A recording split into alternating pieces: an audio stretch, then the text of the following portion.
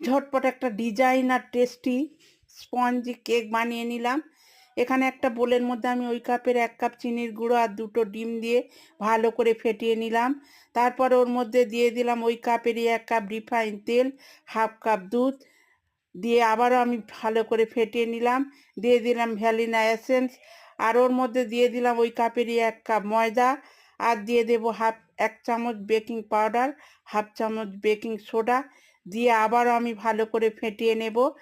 আর একটা বোলের মধ্যে আমি খানিকটা তুলে 1 চামচ কোকো পাউডার দিয়ে ভালো করে মিশিয়ে নিলাম। এখানে একটা কেক টিনের মধ্যে আমি তেল মাখিয়ে রেখে দিয়ে দিচ্ছিলাম। প্রথমে সাদা ব্যাটারটা, তারপর কোকো পাউডারের ব্যাটারটা এইভাবে পরপর আমি দিয়ে দিলাম। গ্যাসের উপর কড়া বসিয়ে দিয়েছিলাম, কড়াটা গরম হয়ে গেছে, ওর উপর কেক টিনটা দিয়ে ঢাকনা দিয়ে আমি 35 মিনিট রেখে দিয়েছিলাম। 35 মিনিট পরে কেকটা একদম রেডি। দেখুন কতটা স্পঞ্জি হয়েছে।